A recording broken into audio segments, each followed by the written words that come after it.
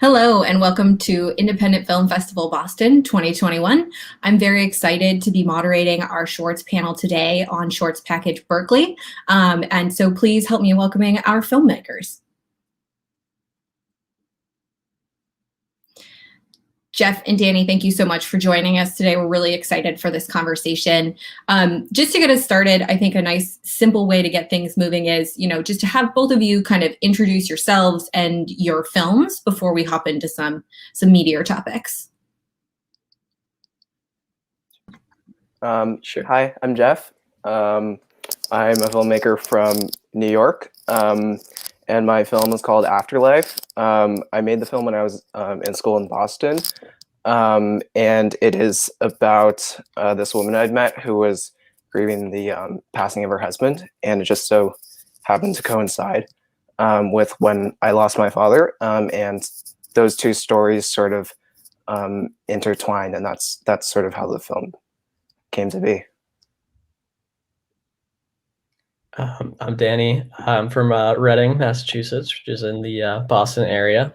And my film is about the 1983 mayoral election in Boston, which doesn't sound that exciting, but it was an exciting race, an unusual one for Boston, and one that I wanted to have more people learn about. So that was the catalyst for making that.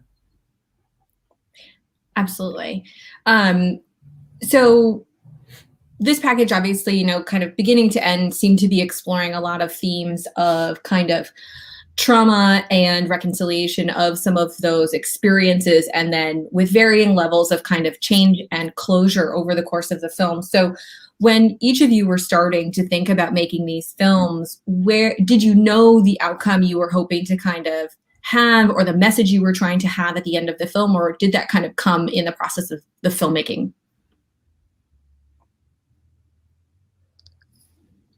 I think I definitely didn't know where the film was going. It started out as, honestly, it was like 3 months probably after my dad had died, and I was thinking of actually like taking time off from school. I didn't really know what to do. But I just didn't feel like it. And so actually like making the film was sort of my remedy for that. Like I just sort of did it because I didn't really know what else to do. And I didn't really know what that would accomplish. I mean, just like, when I met Martha and pointing the camera at her, I didn't really know if that would help me in any way. Not that that was like the objective of the film, but definitely towards the end, I don't know if it was probably a combination of making the film, but also just time passing, that definitely there was some closure. This bond had developed between the two of us, this sort of shared experience that definitely left me in a different place than when I had started. Go ahead. Sorry. Yeah, I think for me, the goal was just, like I said, to teach more people about that election, but also the scene that starts off the video with Mayor Walsh introducing them. That was my first time learning about them. And I used to work for Mayor Walsh filming his events. So to me, just seeing them still be friends 30 years after they ran against each other was pretty moving to me. And I thought it was pretty cool that they were able to still have that relationship after all those years. And I wanted that to come across in the film. Definitely. Jeff, just to touch back on something that you mentioned, you ended up turning the camera on yourself as a part of the film. What was your decision-making process like? That's not, a lot of the times you're not necessarily exposing yourself and kind of your own journey necessarily in these stories. Yeah, I think I was definitely hesitant about it at first, because I think putting yourself into a film, you can run into the danger of it almost being a bit self-indulgent, and I didn't want the movie to be like that. But at the same time, I was filming such a personal part of Martha's life that she, the only way for me to gain access to that was if she trusted me. Otherwise, it would feel a bit like exploitative in a way. And once that trust started to develop, it really became like a symbiotic thing where, she was offering me just as much as I was offering her. And the the film just, you know, this deeper bond sort of developed, and that was unquestionable. You know, that was part of the fabric of the film. And every time I would just in the edit try to remove myself from the film, it was like just trying to jerry rig the material into something it wasn't, you know, because she kept on inviting me into the film. And I knew that if I kept resisting it, the film was going to just become sort of a reductive version of what I had originally planned. And I just sort of had to let that go and let the film sort of take on its own life. And as she was inviting me into it, I just sort of naturally made my way into it. So very cool. Very cool. So just taking a quick breath, we do have another filmmaker who is actually able to join us at this time. So please help us welcome Alex. Hello. Hey, Alex. Hi. Sorry I'm late. I'm driving. No worries. Glad you could join us. I see you joined us from your car. I did. I was panicking. I'm glad that this technology works, though. Sorry for being late. Thanks for having me. Not at all. I'm glad to see that you're not driving. You don't have that background with the seatbelt going. I pulled up. Oh, right. Just like that guy. So Alex, we did just go through some intros for Jeff and Danny, but just really quickly, do you want to kind of give an introduction of yourself and kind of the film? Sure. Well, my name's Alex Mallis, and my film's called Raising Baby Gray. It's a documentary that follows a young couple as they raise their 1-year-old gender creative, which means that they don't assign a gender and therefore don't use gender pronouns like he or her. They refer to their child using neutral pronouns like they. And this kind of follows them. Yeah, very cool. So just to kind of keep the conversation going, so Jeff and I had been just discussing kind of his involvement and the way the film had morphed over time as Martha continued to invite him into the film. So Jeff, just to kind of touch back on that, there was that one scene with Martha where she literally invites you kind of in and talking about like not wanting to bring more sadness. I was just curious, kind of like, how did you meet Martha? How did that relation kind of evolve? Not necessarily just in what you showed through the film. Yeah, it's funny actually. I was making a short film for a fiction class, and I needed like a kitchen to film in, and I was just like going around like looking for houses to film in. And she lived right in Harvard Square, right across from my friend's dorm. So I just happened to knock on her door, and she was like, "Come in," and that's how I sort of met her. So it was actually through that. Like I just needed a kitchen to film in, and then I sort of found out more about her, and she found out more about me, and we started talking, and it just sort of organically developed from there. Very cool. Very cool. Alex and Danny, how did you go about kind of meeting the subjects of your film? And Danny, particularly, how did you get some of those interviews with the candidates? So like I said, I used to work for Mayor Walsh's cable office, going around filming his events and stuff like that. So one of the people that I worked with was able to get me in touch with Ray Flynn's son, who is or was a city councilor. I think he might not be anymore, but I reached out to him. I told him my idea, and he basically said, if you can get a few other people to talk to you about it, then I'll do it. So I kind of used that promise to get a few other people to talk to me, and then went back to him and eventually got him and Mel to talk, which was awesome because I, grew up around here and kind of knew who both of those people were, and it was an awesome experience. Very cool. I have been working with this production duo, Matt O'Neill and Perry Peltz, who are head of production at this organization in New York City called DCTV. And Perry has a radio show on Sirius XM, and she was doing a segment on this topic of gender creative parenting, and she had the mother on, Tiffany. And it was a great interview. And then she said, let's make a film. I know just the guy, and I was connected. So not like a crazy serendipitous thing like I saw on the street. It was more like, hey, here's this subject. Why don't you make a film on it? Which is what happened. And so I met with her a couple times and her partner, and became friends and brought out the camera and proceeded to make the film. Alex, while you were doing that, did you consider bringing in other, there was that one other family that did join for that scene in the park. Did you explore kind of expanding the scope into involving kind of more families or potentially making this more of a feature?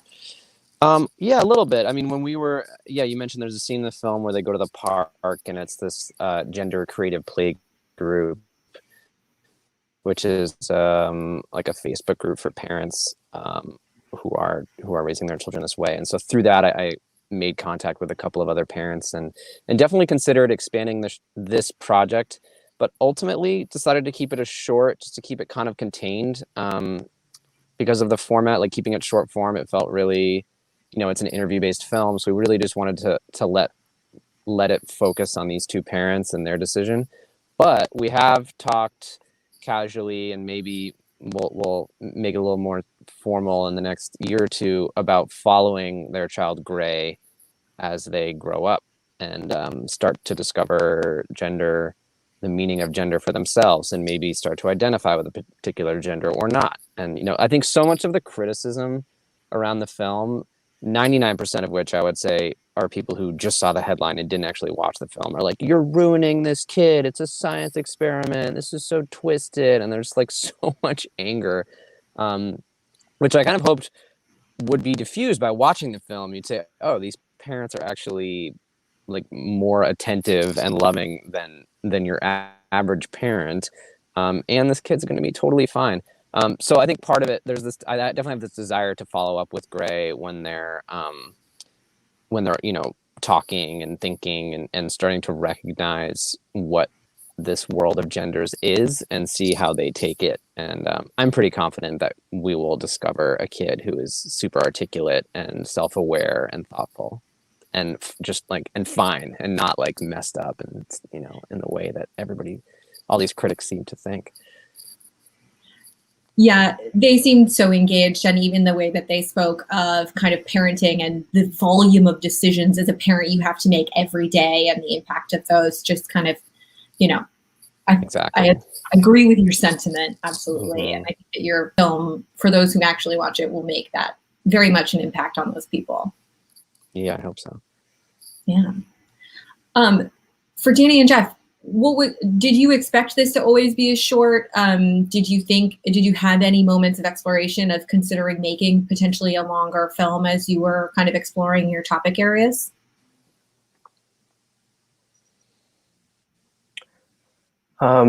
I think, I don't know if I ever planned it to be a feature. I mean, it was probably always just, there would probably never be enough footage for a feature. But there were definitely longer versions of the film where originally the reason I was interested in Martha at first was she was working so hard to, her husband Neil had this amazing body of work where it was like just thousands of radio tapes in the archives that she wanted to make available online for anyone to be able to listen to. And on top of that, he taught a lot of courses at Tufts and in other schools, and she had wanted to sort of package some of his teachings into like children's picture books. So she had taken a bunch of courses on how to write picture books. So that's what I was really interested in, which is the fact that she was grieving Neil for sure, but she was sort of channeling it into these external forces that she, to try to preserve his legacy. So that stuff was actually what I thought the film was going to be. And there are lots of scenes that I shot of that just didn't make it into the film because the film kept on evolving. So definitely other versions of the film. I'm not sure how much longer, but I think 10, 11 minutes was the right length. Yeah, I think for me, I always pictured it being a short as well, just because I was trying to really focus on the election itself and not really the aftermath. Or I think in the A Reckoning in Boston documentary, there's a clip about the Charles Stewart incident, which Mayor Flynn was mayor during. And so I think there's plenty of material for a feature, and I am interested in that topic. But for this video, I really wanted to just focus specifically on the primary and the election. So what was kind of the collaboration process like? You know, Danny, you used quite a bit of, you know, historical footage and intermixed with interviews. And then for Jeff and Alex, a lot of that was much more kind of interviews and live footage from more of present day. What was your kind of editing process like as you went through your storytelling?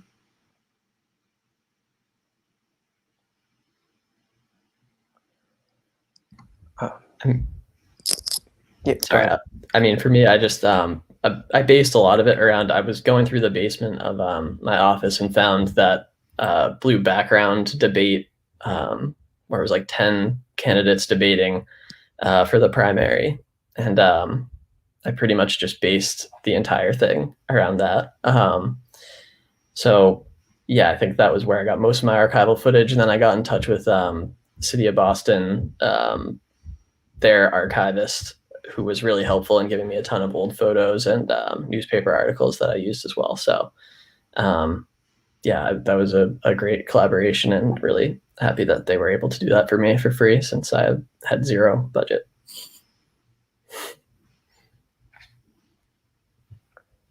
Yeah, I think with mine, it was, at first it was just getting to know her. So it was a lot of filming, just her daily life and her routine and whatnot. And then sort of the film started to take shape after that, because once we started to sort of understand each other's, you know, quote unquote, like new life, we sort of knew what we wanted to express from that. So a lot of the interviews actually came afterwards. Obviously we did like a preliminary interview just to sort of get to know each other and know where our headspace was. But the most of the interviews came afterwards, in the process when we were actually trying to shape the movie, just sort of as like a connective tissue, because the interviews really served as just like a dialogue between the two of us.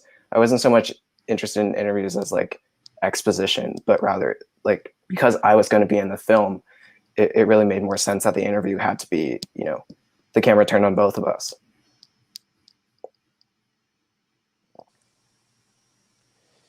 Yeah, our film was, you know, it's an interview-based film, which at least in the post-production for short films, I feel like it's so much easier, at least in my experience, to edit an interview-based film, because you can do basically a radio cut first, which is where you just take the interview and you string it out. You know, you transcribe it, and you can almost just do it on paper and say, okay, it starts like this, and then they talk about this, and then they end on that.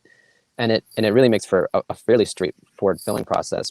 But so what we ended up doing, and what I prefer to do with films of this nature, is shoot as much as possible first, like as much observation, as much hanging out, as much going out and doing things, so that you have a reference point when you do the interview, and you can refer to things or react to things that you might have observed when you're out shooting, ask them about incidents, get reactions, things like that. So the interview for this and for other short films I've done like this is always last. We try and do that the very last thing. And it also makes for more comfort between me, the filmmaker, and them, the subject, so that they've seen me before. And if I'm asking questions that might seem maybe more personal, it's not like out of the blue and as intrusive as it might be otherwise. Yeah, Jeff, you touched on this earlier, just kind of that like needing to create that comfort, as well as what Alex is talking about with the subject, to make sure that they're not feeling kind of taken advantage of or exploited. And Danny, even you have mentioned kind of the desire for more people to be involved in the conversation to make sure that, you know, the main subjects were comfortable. Are there other things that each of you do in your process to make sure that the subjects are in the best possible space and that they're happy with the outcome of the way that you're portraying their stories? Yeah, I think I like what Alex just said about doing the interviews last, because I do think when you go in cold for an interview, it can be a little awkward sometimes. And I think people do get a little weird when they're on camera, like I do. And, you know, it's normal. So also credit to Jeff for putting yourself in your film, because that was something I would never do. So, and obviously it made total sense. But I think one thing I do is when I say the interview is over, I typically don't stop recording for a little while, usually like 5 minutes or something, while we talk a little bit more about how they think it went. And usually they'll open up a little bit more and say something nice there. And that's actually where we got Mel to say the thing about playing basketball with Ray Flynn, where he said like he couldn't score unless I passed it to him, which I thought was really funny. And he wouldn't have said that if he knew he was on camera. So that's just one thing I like to do to make people relax a little bit. Wait, that's amazing. Have you ever seen this documentary called Italian American by Martin Scorsese? So it's this amazing film where it's just like a conversation with his parents at dinner. And the whole time his mom is trying to like sort of perform for the camera, and then his dad's like, no, stop performing, just be yourself. And then at the end he does exactly what you did, which is he tells them it's like cut, but he keeps on filming, and then his mom just sort of turns off, but she's like exactly the same way, just to show that like even when she was performing, that performance was inherently in her nature, that was still her. So that's such a good tactic. That's really funny. I'll have to watch that. Yeah. But I mean, yeah, I like to. Oh, go ahead. Yeah. Sorry. No, go ahead. I was just gonna say that, like in terms of like an interview technique that I always think about is asking a question, and like when you ask a question, people often have like a front of the mind answer and a back of the mind answer. Like the most simplest version being like, "Hey, like how you doing today?" People will instinctively be like, "Good," and then the instinct as an interviewer is often to like get rid of a dead space. Like as soon as they stop talking, you come in with the next question. But I always want to like, if I ask something, I always then sort of just like nod and look at them expectantly. And 9 times out of 10, they give their then real answer. It's like, how you doing? Good. Awkward pause. It's been kind of rough, blah, blah, blah. And then they like give their sort of real response. And I find that with most questions, it's just like nodding and not saying anything gives them the space to process the question and come up with their like deep down answer and give that. Makes for a better interview. I think also. Are you doing that to me right now, Tess? Always. Yeah. One of the things I did was shoot a lot of long lenses, just because I didn't want to be up like right in her face, because that would have felt kind of invasive. And Martha always talks about like the big fuzzy mic was something that was always very intimidating. So shooting far away helped create a bit of comfort, but also filming really long takes when I would do a tripod stuff. So for example, there's a wide shot where she's eating dinner, and I think I probably shot like 15 minutes of that, honestly, like just the whole meal. So eventually she sort of like forgot that I was filming, and then like more natural stuff came up. So that was good. That's amazing. So we're really fortunate to have actually another filmmaker joining us. Please welcome Phillip. Hey guys. Yeah. Where are you coming from, Phil? I'm in an airport in Newark. I feel like this is the most diverse possible locations to have everybody joining this Q&A from. So I appreciate your joining from an airport. Oh, no problem. Thank you for having me. Of course, of course. So Phil, we've been just kind of having a general conversation. Do you want to give a little bit of background on kind of your film, yourself, and then maybe how you got connected to your subjects as well? Yeah, absolutely. I'm a documentary filmmaker based in New York City. And my film, it kind of came together really quickly. I heard this amazing story about this couple that had met. And originally I just kind of set it up as a branded content piece and reached out to OkCupid. Sorry, one moment.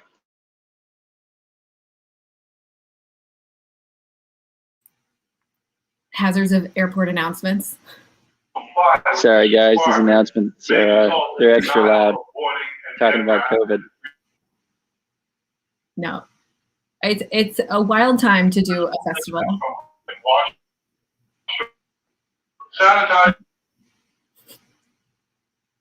Can you hear me okay now? You're okay. I think All right, fair enough. You guys get some COVID announcements. So. But really yeah, times. I'd heard this story about this couple that had met, and it was kind of incredible, both like interpersonally and scientifically.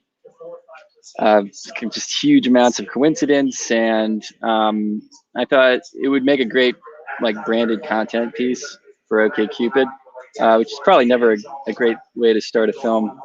But I ended up getting a hold of them, and they loved it, and they promoted it a bit, and ended up not like giving me anything for it or whatnot, which is totally fine. I was just kind of, it's one of those things where it was just something I kind of wanted on my reel, but it ended up turning out pretty decent. So I ended up submitting it to film festivals. But the subjects were, you know, they were just friends of mine, and I wasn't really privy to their story of how they met. And yeah, I kind of came together like that. It was a really quick shoot, and just put them in a studio and got their story. 1 second.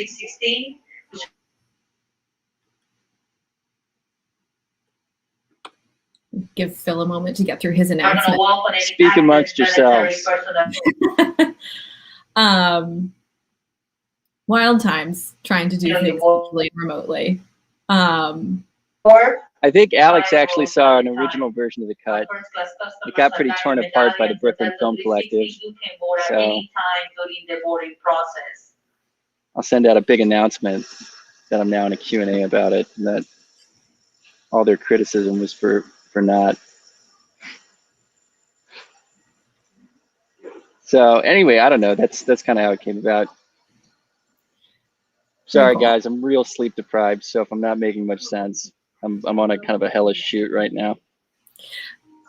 No, honestly, you're doing a great job. We appreciate you joining from an airport. I know that's not an ideal circumstance, but we appreciate you making the time all the same.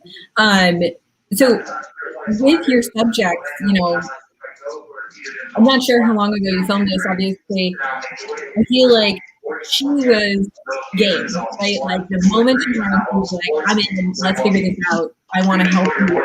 And he was so kind of against that. And you can kind of see still this difference of opinion about kind of like the series of events that led up to her eventually giving him her kidney. And I just wonder, kind of in your conversations with them, kind of going through that, like they're kind of, yeah, obviously feel very lucky, but I'm curious your own kind of emotional journeys to having that conversation. I heard about half that. It was breaking up a little bit. So you're just asking about like the difference between, you know, kind of like their opinions on what was going to happen.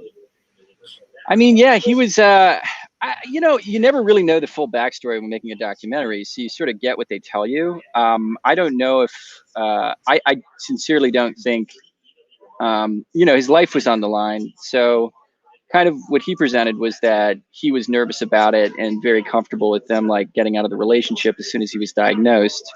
I mean, I think he really sincerely thought he had a year to live. The fact that she was a compatible donor, I think it was more of a, like, it was such a long shot that he didn't take it seriously. I don't know if he necessarily was like resistant to the idea of having his life saved, but it was just such a long shot, you know, even like, even parent to child kidney matches can be rare. Absolutely. Especially the level to which they were a match was really wild, to have that close of a match, not even just a match at all. But very cool. So, you know, we're kind of rounding out the 30 minutes. I know that we're trying to, you know, be respectful of everybody's time. You know, is there anything that you really want to make sure people are clear about, understanding about kind of the message or the drive that you had in your film and the direction that you hope people will kind of take it? And what's something exciting that you're working on that's coming up? Phil, I imagine you're perhaps working on it now. I am.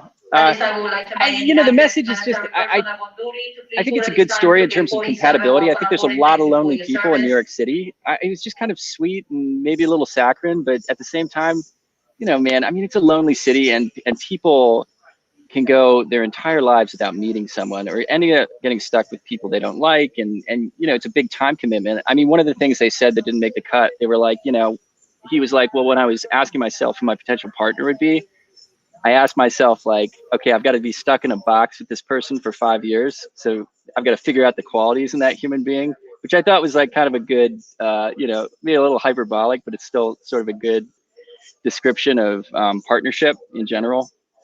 So I don't know. It's not a deep story or anything like that. I mean, the whole thing I think could be played as a podcast and make as much sense as it does with the film. But at the same time, it was really like sweet and touching for me, and kind of, you know, it was a tearjerker. Like, it's hard to film it without like crying, you know, and that's always good to be like connected to your subjects in that, like have that wall taken down, so to speak. And then I'm currently working on a documentary about a boxer named Butterbean from the 90s. Really excited about it. He was a super heavyweight boxer who had a huge, like humongous, amazing career. And then after he quit boxing, of course, the health repercussions from being in like 300 heavyweight fights sort of started to catch up with him. And he has a really unique place in boxing history as sort of a sideshow that ended up becoming really famous, even though he was sort of like a pre-round boxer, which was never heard of before. And he was, you know, so aside from having this cool like plight into flame, like the, you know, despite all his fame stuff too, his personal life now is incredibly interesting. And it's also like a good tale about, like, sort of like an Icarus tale about like flying too close to the sun. I mean, like the state he's in now is a direct result health-wise in terms of what he did as a boxer. And then there's like some body acceptance issues in there as well. He was super overweight. People didn't think he could, I mean, he was amazing to watch because he was 300 pounds and was knocking out guys that were, you know, looked way leaner and more fit than him. But he was like, so anyway, I could go on and on, but that's the project I'm on right now, and I'm excited. Very exciting. How's everybody else doing? How you doing, Alex? Yeah, I remember I'm doing watching good. Butterbean. Hey, Phil, can you Jackass. mute your? Oh yeah, crazy airport sounds, my man. Phil with the announcements. I'll just go next. Sorry.